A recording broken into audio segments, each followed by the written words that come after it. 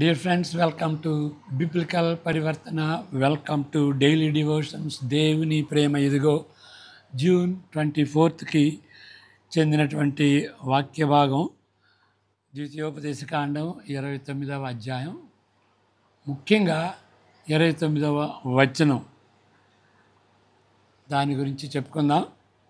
అంతకుముందు ప్రార్థన. దీనికి ఒక శీర్షిక ఇవ్వాలి అంటే ఒక శీర్షిక కాదు, 2 శీర్షికలు ఇవ్వాలి, హెడ్డింగ్స్ ఇవ్వాలి, లేకపోతే థీమ్స్ ఇవ్వాలి అని అంటే బైబిల్లోని రహస్యములు, వాటిని ఏ విధంగా అర్థం చేసుకోవాలి, లేకపోతే దేవుని సర్దుబాటు, దాని గురించి మనకేమన్నా తెలుసా? సర్దుబాటు. ప్రార్థన చేసుకుందాం. May the words of my mouth and the meditation of our hearts be acceptable in thy sight, our rock and redeemer. Amen. 29 చివరికి వస్తున్నాం. 34వ అధ్యాయం దాంతో అంతమైనా కానీ ఇప్పుడు ఈ ద్వితీయోపదేశకాండం చివరికి వస్తున్నాం. దేవుడు ఈ విధంగా చెబుతున్నాడు. ఆ క్లోజింగ్ చాప్టర్ లాగా ఉంటుందన్నమాట. రహస్యములు మన దేవుడైన యెహోవాకు చెందును. అయితే మనము ధర్మశాస్త్ర వాక్యములన్నిటిని అనుసరించి నడుచుకున్నట్లు బయలుపరచబడినవి ఎల్లప్పుడూ మనవియు మన సంతతి వారియు నగునని చెప్పుదురు. ద్వితీయోపదేశకాండం 29 మరలా చెప్తాను. రహస్యములు మన దేవుడైన యెహోవాకు చెందును. అయితే మనము ఈ ధర్మశాస్త్ర వాక్యములన్నిటిని అనుసరించి నడుచుకున్నట్లు బయలుపరచబడినవి ఎల్లప్పుడూ మనవియు మన సంతతి వారియు అగునని చెప్పుదురు. దీనిలో 2 ప్రాముఖ్యమైనటువంటి విషయాలు. మొదటిది ఏంటంటే నిబంధన ప్రజలకు ఇవ్వబడిన బాధ్యత.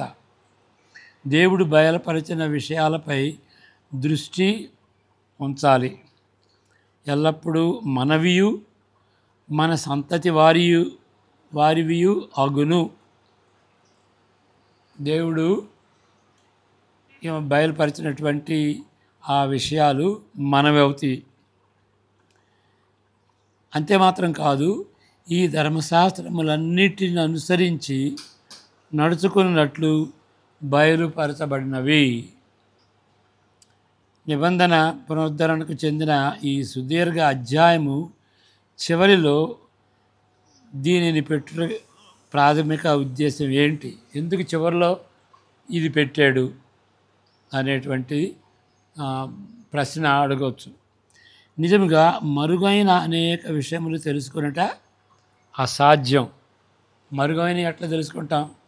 కానీ అప్పటికి బయలుపరచబడినటువంటి వాటిపై ఈ సందర్భంలో ఏంటి, అప్పటికి బయలుపరచబడినటువంటివి ఏంటి అంటే మోషే నిబంధన షరతులు, ఆశీర్వాదమును శాపమును ఇవ్వగల విస్తారమైన సామర్థ్యము కలిగి ఉన్న షరతులు.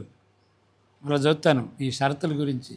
నిబంధనలో ఉన్నటువంటి షరతులు అవి చాలా ప్రభావవంతమైనటువంటివి, సామర్థ్యం కలిగినటువంటివి, విశాలమైనటువంటి సామర్థ్యం కలిగినటువంటి. దేని విషయంలో? ఆశీర్వాదమును శాపమును ఇవ్వగల నిబంధన షరతులు. అంత సామర్థ్యం కలిగినటువంటి షరతులపై మనము దృష్టించి భయభక్తులు కలిగి విధేయత చూపించాలి. ఓకే, అది దేవుడు ఏదైతే బయలుపరిచాడో వాటిని మనం అనుసరించాలి. అదే చెబుతున్నాడు కదా, ఈ ధర్మశాస్త్రములన్నింటిని అనుసరించి నడుచుకున్నట్లు బయలుపరచబడినవి. రెండవ విషయం, ఇంకా రహస్యాలుగా ఉన్నటువంటివి కొన్ని సంగతులు మన కన్నులకు మరుగుపరిచేవిగా నిష్కపటముగా అంగీకరించాలి. కొన్ని విషయాలు మనకి మరుగుపరచబడినవి. ఇప్పుడు మ్- 3 మాటలు మనం చెప్పుకుంటున్నాం ఇక్కడ. మరుగుపరచబడటం, మరుగుపరచబడటం, మరలా మర్మం. ఇంకే ఇక్కడ ఏమున్నది? రహస్యం.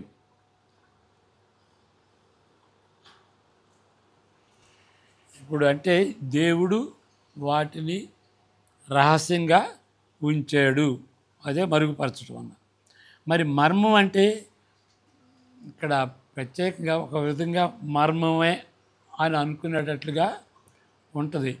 కానీ మర్మం అంటే ఇక ప్రత్యేకమైనటువంటి అర్థం ఉంది. మర్మం అంటే పాత నిబంధనలో మరుగుపరచబడింది, క్రొత్త నిబంధనలో ప్రత్యక్షపరచబడింది. దాన్ని మర్మం అని అంటారు అన్నమాట.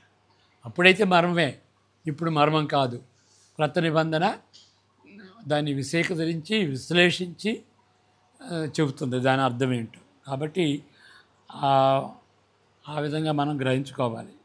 ఓకే, మరజత్తను కొన్ని సంగతులు మన కన్నులకు మరుగు చేయబడినవని మనం తప్పకుండా ఫ్రాంక్గా, ఏ కపటం లేకుండా హృదయపూర్వకంగా మనం అంగీకరించాలి, ఒప్పుకోవాలి.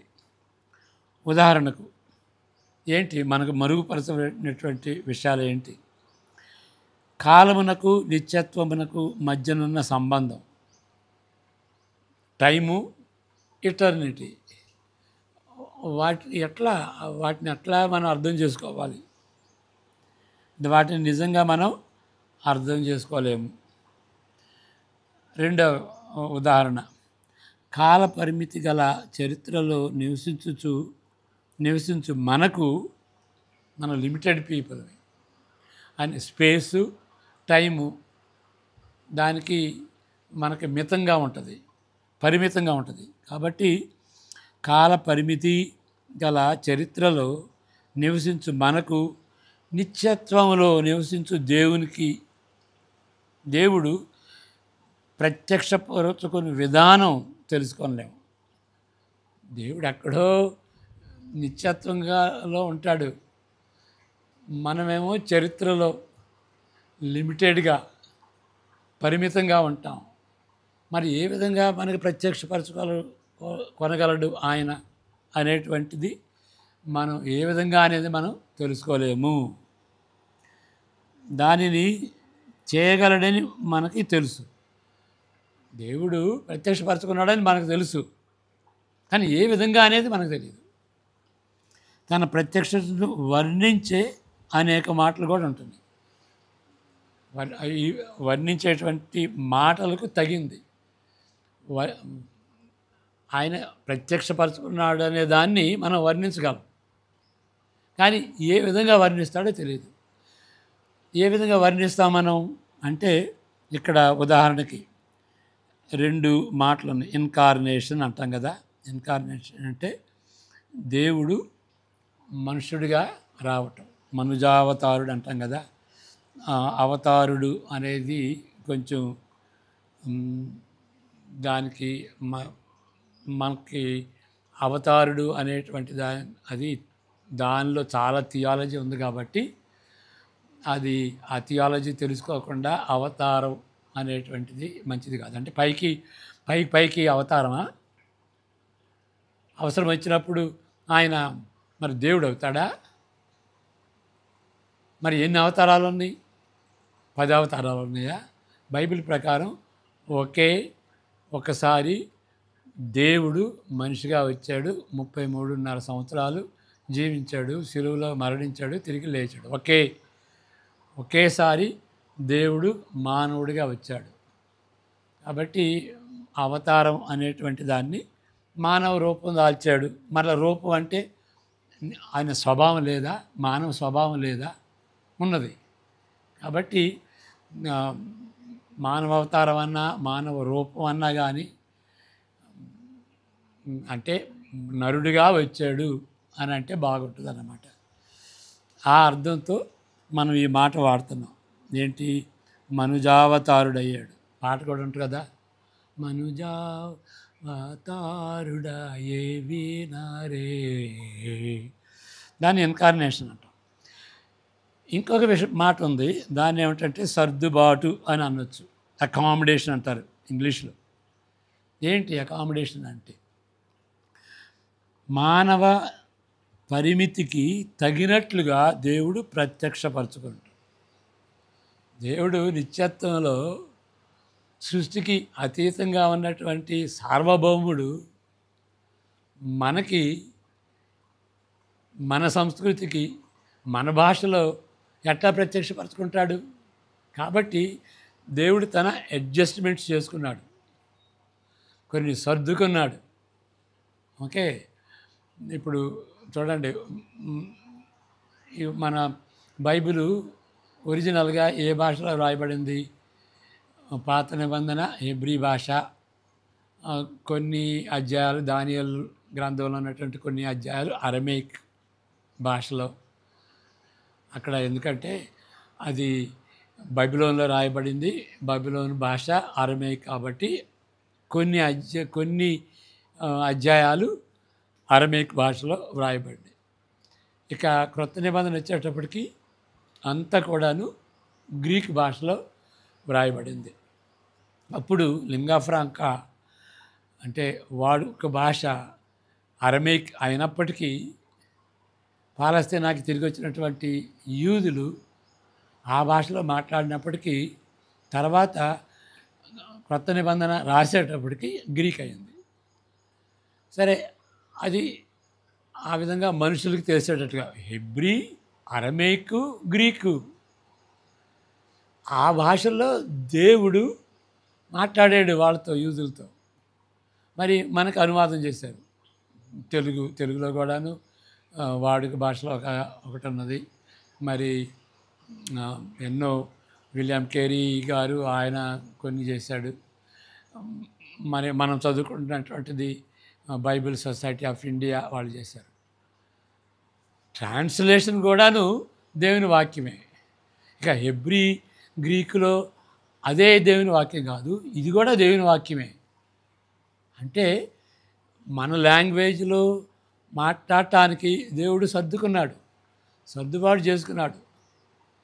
నిత్యంలో ఉండేటువంటి దేవుడు ఆ సంస్కృతి అందాం, ఆ సంస్కృతిలో ఉన్నటువంటి దేవుడు సార్వభౌముడు, సృష్టికి అతీతంగా ఉండేటువంటి వాడు, సృష్టితో ఆ విషయాలు చెబుతానికి అది సర్దుకున్నాడు. దాన్ని ఏమంటారంటే ఇంగ్లీష్లో అకామిడేషన్ అంటారు అన్నమాట. కాబట్టి ప్రత్యక్షపరచుకోవటం, అలాంటి దేవుడు ఇలాంటి వాళ్ళకి, దేవుడు మనిషికి అనేక భాషలు అనేక సంస్కృతులు ఉన్నటువంటి మనిషికి ఎట్లా చెప్పగలడు? దాన్నే సర్దుబాటు అని అంటాం. అన్నీ దేవుడు అంతా అకామిడేట్ చేసుకున్నాడు. అసలు పరలోక రాజ్యం గురించి మనకేం తెలుసు? మనకు చెబితే అర్థమవుతుందా? ఆ ఛాయ రూపంలో మనకు తెలిసేటట్టుగా, అర్థమయ్యేటట్టుగా, తెలియనటువంటి వాటిని మన భాషలో మనకి తెలిసేటట్టుగా చెప్తున్నాడు అన్నమాట. ఇదంతా కూడాను సర్దుబాటు అని అంటాం, అకామిడేషన్ అంటాం. ఓకే, మరలా చదువుతాను. దానిని అంటే చేయగలడని మనకు తెలుసు. అంటే ప్రత్యక్షపరచగలడు అని మనకు తెలుసు. ఏంటి? మనకి దేవుడు ప్రత్యక్షపరచుకుని విధానం తెలియదు, కానీ ఆయన ప్రత్యక్షపరచుకున్నాడు. అదే బైబిల్ కదా. అదే కాదు, సృష్టిలో మరి సృష్టి ద్వారా దేవుడు బయలుపరుచుకున్నాడు, చరిత్ర ద్వారా దేవుడు బయలుపరుచుకున్నాడు. మరి ప్రాముఖ్యంగా రక్షణ చరిత్ర, ఇశ్రాయేలు చరిత్ర ద్వారా దేవుడు బయలుపరుచుకున్నాడని తెలుసు. దానికి ఫర్ ఎగ్జాంపుల్ మనం ఇన్కార్నేషన్ అనుకున్నాం, అకామిడేషన్ అనుకున్నాం, కానీ ఏ విధంగా బయలుపరుచుకున్నాడో మనకు అది తెలియదు. ఓకే, కానీ ఏ విధముగా బయలుపరుచుకున్నాడో మనకి తెలియదు. సరే, ఇంకొక ఎగ్జాంపుల్ తీసుకుందాం. దేవుడు వ్యక్తిగతంగా ఉంటాడు. సార్వభౌముడుగాను అద్వితీయుడిగా ఏ విధంగా ఉండగలడు మనకు తెలియదు. వ్యక్తిగతం, దేవుడు వ్యక్తి అనేదాన్ని మనం కొంచెం అర్థం చేసుకోవాలి. అప్పుడే ఇది మనకి తెలుస్తుంది. వ్యక్తి అంటే ఎవరిని వ్యక్తి అంటాం? వ్యక్తికి శక్తి ఉంటుంది, కానీ వ్యక్తి శక్తి కాదు. దేవునికి శక్తి ఉంటుంది. దేవుడి వ్యక్తి, దేవునికి శక్తి ఉంటుంది, కానీ దేవుడు శక్తి కాదు. ఓకే, వ్యక్తి అంటానికి ఏంటి? ఎవరిని వ్యక్తి అంటాం? మాట్లాడేటువంటి వాడిని వ్యక్తి అంటాం. మరలా కార్యాలు పని చేసేటువంటి వాడిని వ్యక్తి అంటాం.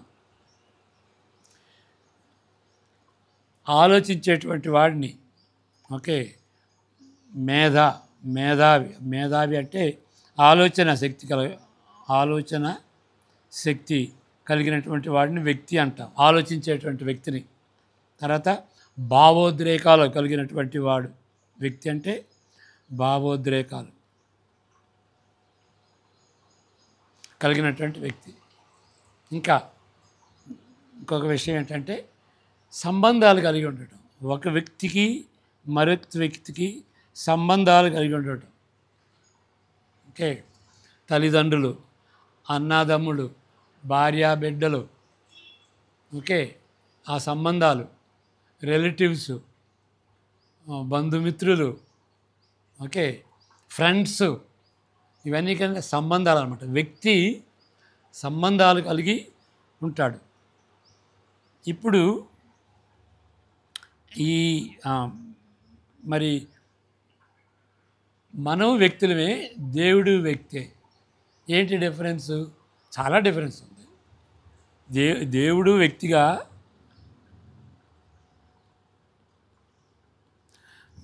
మానవుడు వ్యక్తి.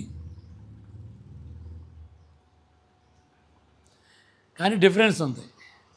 ఏంటి అంటే దేవుడు ఆత్మస్వరూపి.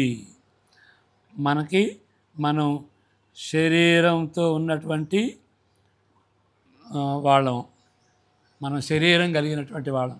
ఆయన ఆత్మ, ఆయనకు శరీరం ఉండదు. శరీరంతో కొన్నిసార్లు ప్రత్యక్షపరచుకుంటాడు, మానవుడిగా, దూతగా, ఓకే, ఆ విధంగా వ్యక్తపరచుకుంటాడు. రెండవది, దేవుడు నిరంతరం ఉంటాడు. మానవుడు ఆయన జీవితం క్షణభంగురం, బుడగలాంటిది, గాలి లాంటిది. ఓకే, బుడగ, వేవర్స్, షటిల్ అంటారు. అంటే మగ్గం వేసేటువంటి వాడు, ఆ గిలక ఉంటుంది కదా, ఆ గిలక ఒక చోట నుండి ఒక చోటకి ఎంతకాలం పట్టుద్ది? వెంటనే అవుతుంది. అలాంటి క్షణభంగురం కలిగినటువంటి జీవితం మంది, నిరంతరం. ఓకే, ఆత్మ నిరంతరం. ఆయన పరిశుద్ధుడు, మనం పాపులవి. ఆయన సృష్టికర్త, మనం సృష్టిలో భాగం. సృష్టికర్త కాబట్టి అందువలన ఈ విధంగా దేవుడుంటే, ఈ విధంగా మనం ఉంటే, మనం ఏం చేయాలి? ఆయన ఆరాధించాలి. ఓకే, మరలా మానవుడు ఎప్పుడు కూడాను దేవుడు కాదు. అది మార్మన్ థియాలజీ. మానవుడు ఎప్పుడు కూడాను దేవుడు కాదు. మానవునికి దేవునికి పెద్ద అగాధం ఉంది. ట్రాన్సెండెంట్ అనే అర్థం అదన్నమాట. ఇక ఆయనకి ఈయనకి పొత్తు లేదు. కానీ వ్యక్తి అంటే సంబంధాలు ఉన్నాయని చెప్పుకున్నాం కదా. మరి దేవుడు వ్యక్తిగాను మనతో సృష్టితో సంబంధం పెట్టుకున్నాడు, వ్యక్తిగా సంబంధం పెట్టుకున్నాడు. మరి సార్వభౌముడిగా ట్రాన్సెండెంట్గా ఏ సంబంధం లేదు, పొత్తు లేదు. అదేంటి? ఒక ప్రక్కనేమో పొత్తు లేదు, ఒక ప్రక్కనేమో సంబంధం ఉంది అంటున్నాం. అది అర్థం చేసుకోవటం అసాధ్యం అని చెప్తున్నాం. ఓకే, అది అసాధ్యం. కాబట్టి మరలా ఇంకొకటి, దేవుడు ఒక్కడే ఏకైక దేవుడు అని చెప్పుకుంటాం కదా, అద్వితీయుడు అని అంటాం. ద్వితీయోపదేశకాండం 6:4 అద్వితీయుడు.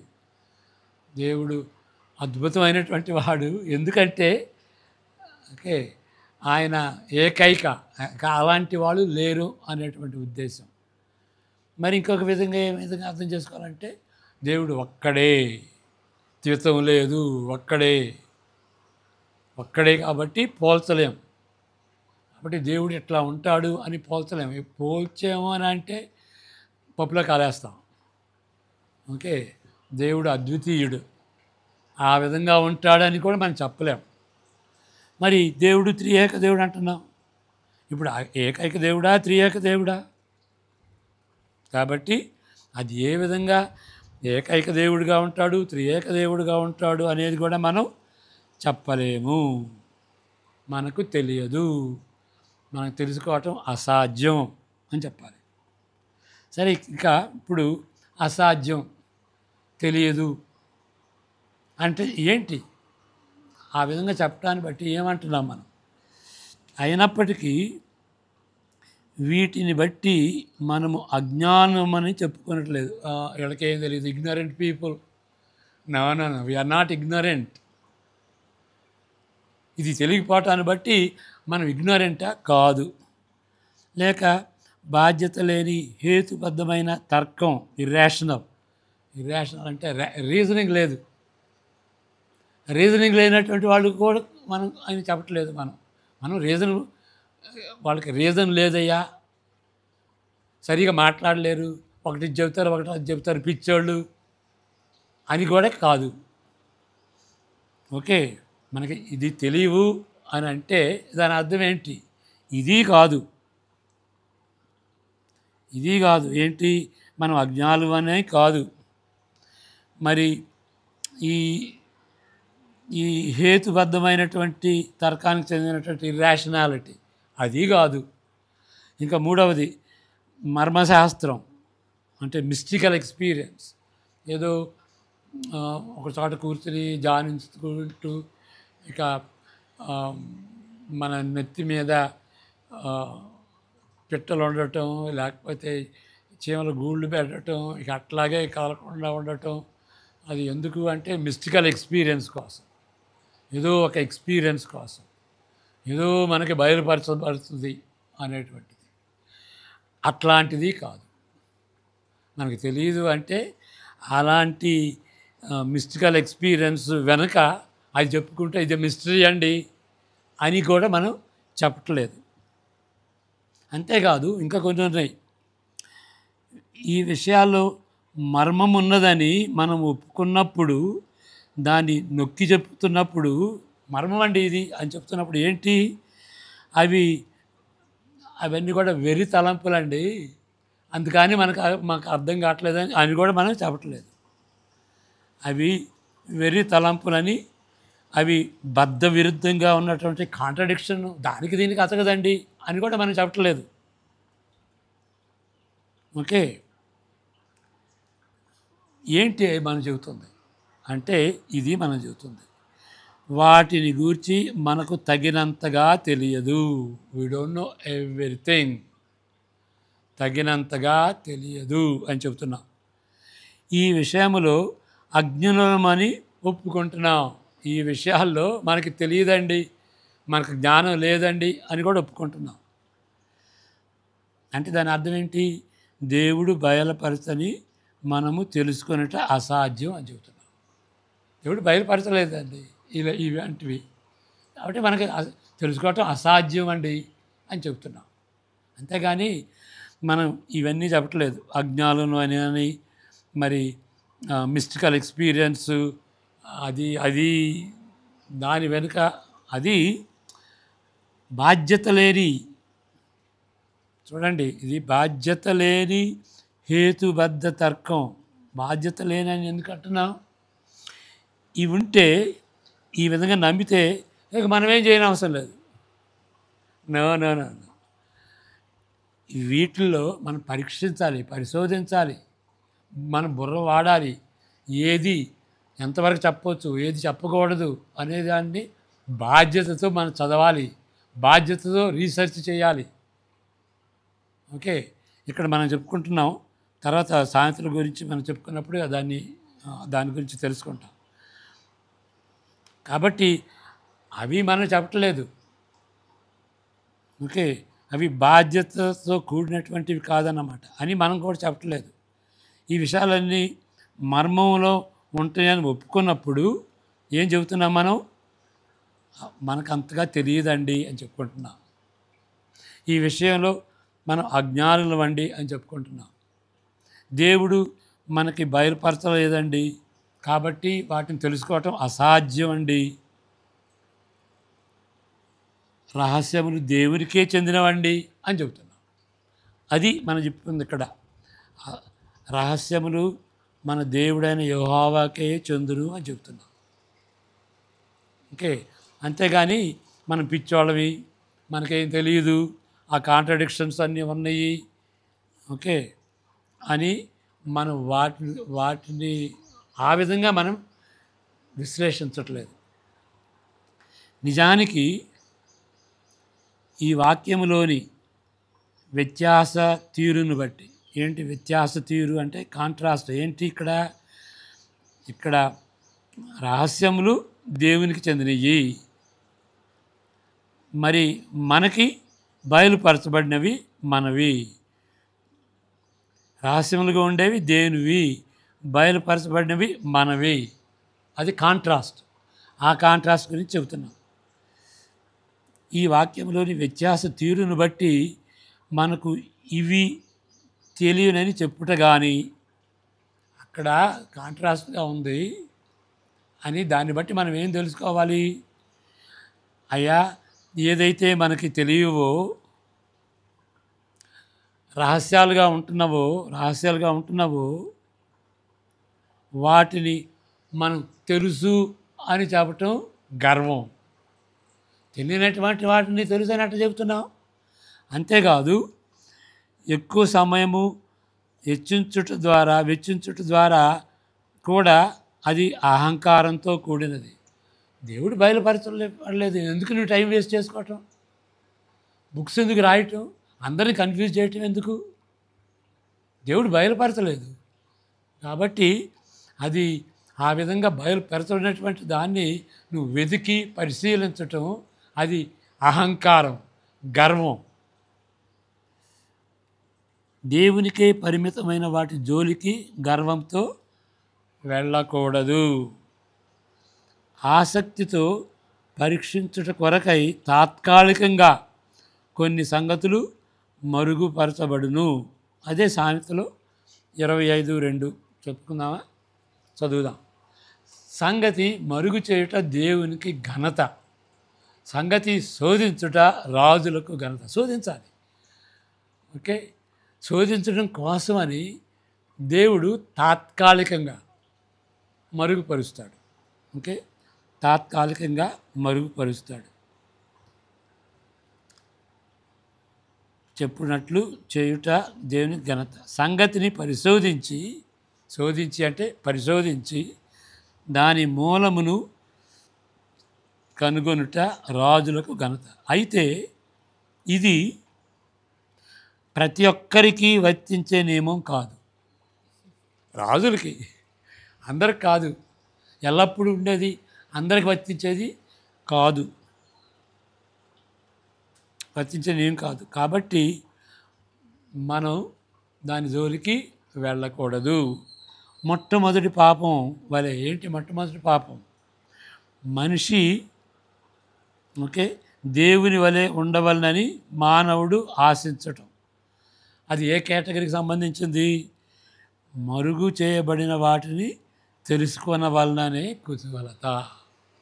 అది పాపం. మరుగుపరచినటువంటి వాటిని, నేను దేవుడిలాగా ఉంటాను, దేవుని గురించి నేను తెలుసుకుంటాను. దేవుడు అనేది అలాంటిది. దేవుడు బయలుపరిచినటువంటి వాటిని తెలుసుకోవాలి, ఇండిపెండెంట్గా తెలుసుకోవాలి అనేటువంటిది అది పాపంతో సమానం. ఇటువంటి సందర్భాల్లో ఇటువంటి సందర్భాలంటే ఈ విషయాలు తెలియనటువంటి విషయాల్లో, ఓకే, తెలియనటువంటి విషయాల్లో ఈ రెండవది కేటగిరీస్ చెప్పాం కదా, ఇవన్నీ కూడాను తెలియనటువంటి విషయాల్లో ఈ సందర్భాల్లో సమస్తము ఎరిగిన దేవుని భయభక్తులతో ఆరాధించుట విజ్ఞాన విధానము. నువ్వు తెలియగలవాడివైతే, మనం తెలియగలవాడమైతే ఏం చేస్తాం? ఈ మార్గాన్ని పడతాం.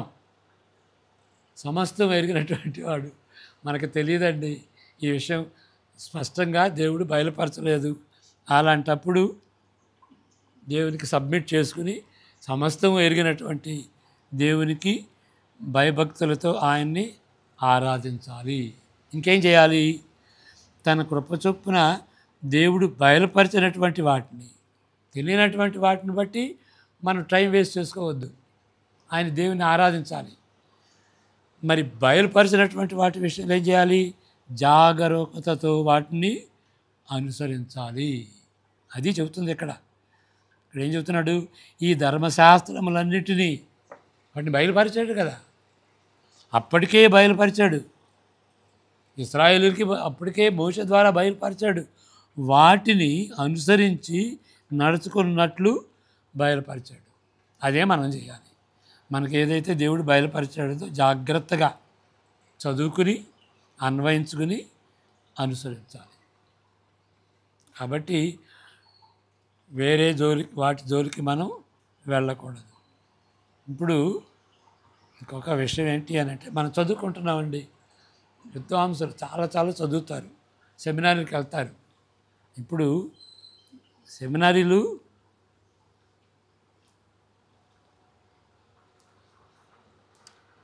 రైట్ సెమినారీస్ ఉన్నాయి, రాంగ్ సెమినారీస్ ఉన్నాయి. రైట్ సెమినారీస్ ఏం చేస్తారు అని అంటే, చదువుతారు, పరీక్షిస్తారు, వాక్యాన్ని పరీక్షిస్తారు, దేవుడు బయలుపరిచినటువంటి వాటిని వాటిని పరీక్షించి అప్పుడు తెలుసుకుంటారు దేవుడు ఏమి బయలుపరచాడు, దేవుడు ఏమి బయలుపరచలేదు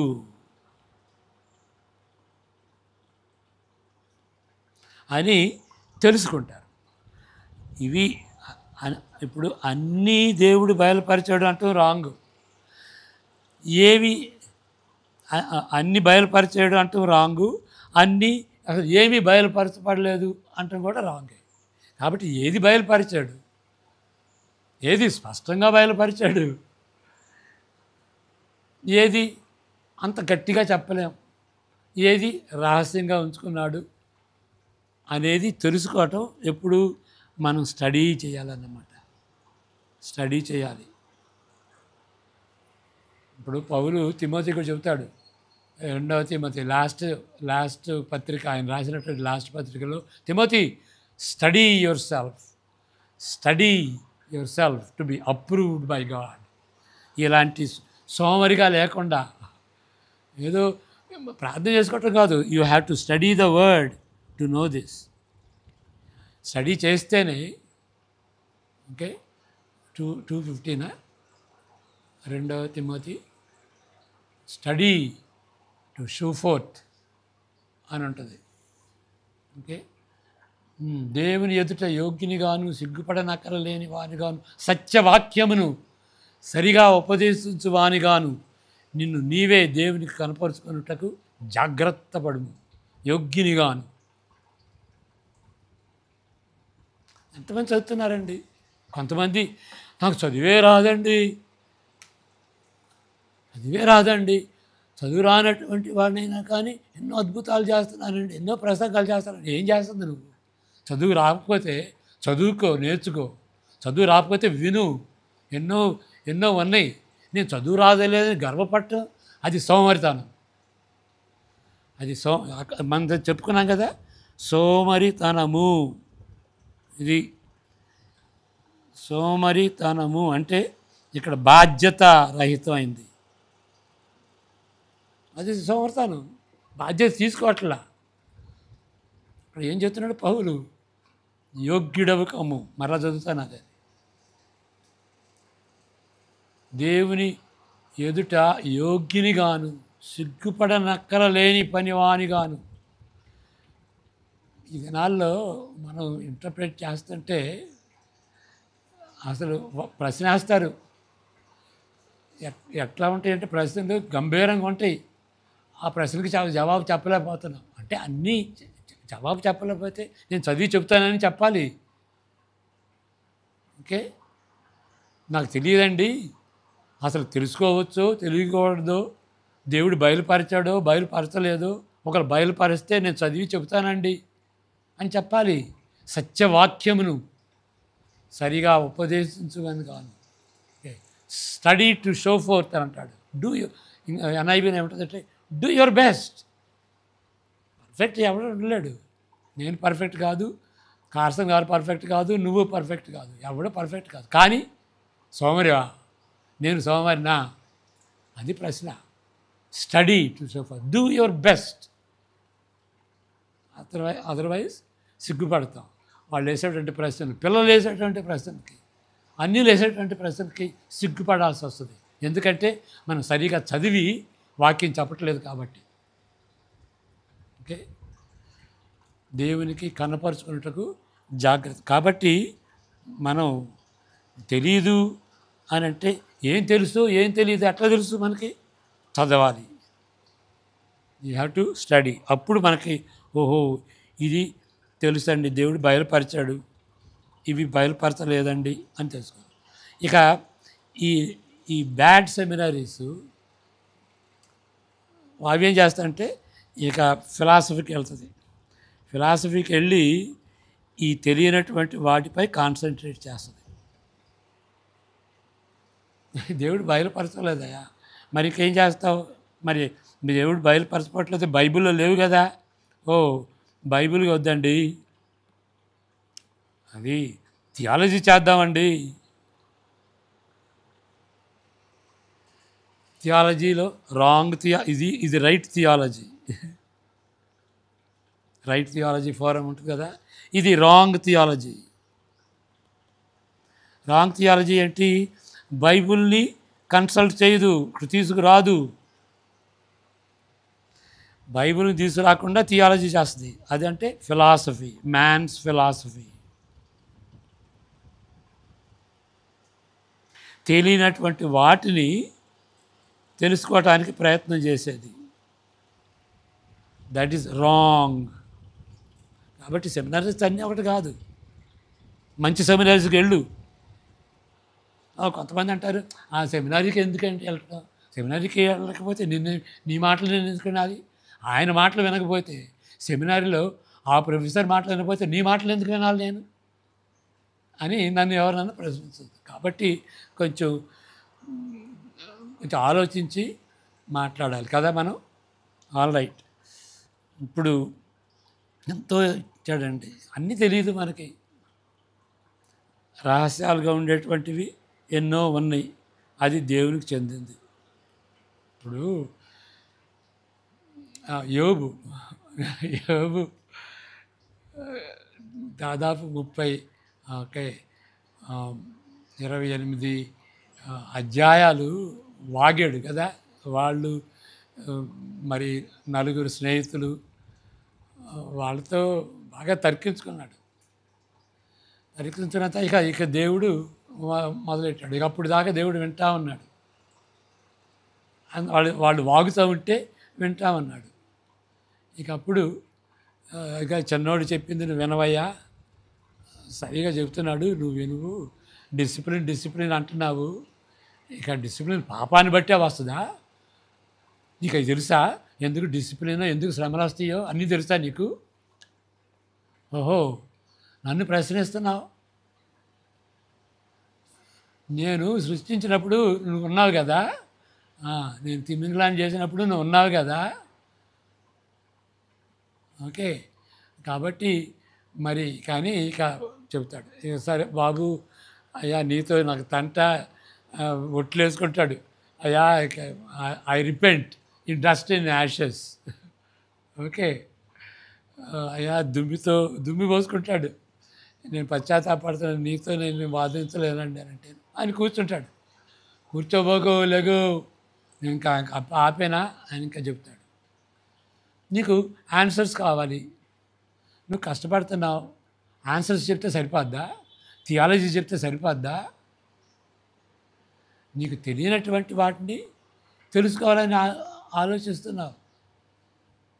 ఇంకా నీకు అన్నీ తెలిస్తే నువ్వు దేవుడే అవుతావు. నీకు అన్నీ తెలియదు. అయితే ఏం చేయాలి? ఏం చేయాలంటే తెలియదు కాబట్టి దేవుడిని ఆరాధించు. You trust God.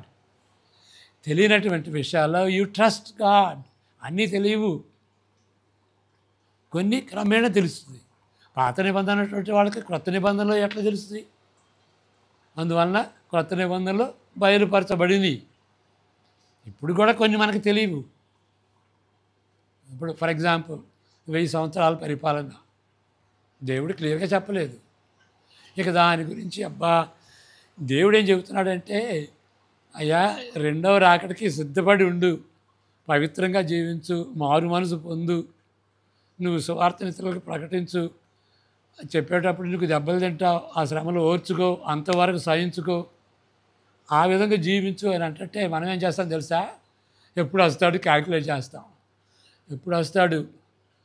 1970, 1992లో వస్తాడు అని కొందరు.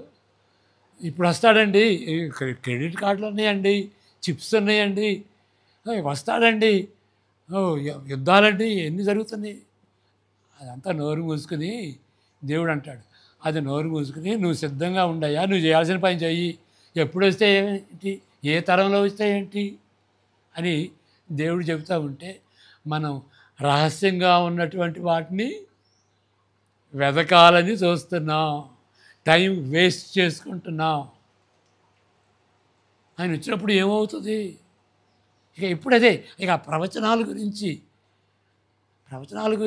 ఏంటి 1000 years ఎక్కడ, మిడ్ టర్మ్, మిడ్ మిడ్ ట్రిబులేషనా, పోస్ట్ ట్రిబులేషనా, ప్రీ ట్రిబులేషనా, వాటితో సతమతమవుతూ స్పష్టంగా లేనటువంటి వాటిపై మనం శ్రద్ధ చూపించి మనం డివైడ్ చేసుకుంటున్నాం.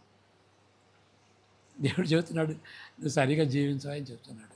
కాబట్టి రహస్యములు దేవుని ఆయనకు వదిలిపెడదాం, మన టైం వేస్ట్ చేసుకోవద్దు. అది పాపం, అది గర్వం. తెలియరా? దేవుడు రహస్యంగా ఉంచినటువంటి వాటిని నువ్వు తెలుసుకోవాలని చేస్తున్నావు. చివరికి ఏమొస్తావు? నువ్వు మానవ సిద్ధాంతానికి వస్తావు, రాంగ్ థియాలజీకి వస్తావు అని చెబుతున్నాడు. కాబట్టి బయలుపరిచినటువంటి వాటిని క్షుణ్ణంగా చదువుకుని దేవుని స్వరాన్ని విని దాన్ని బట్టి అనుసరిద్దాం. ప్రార్థన చేసుకుందాం.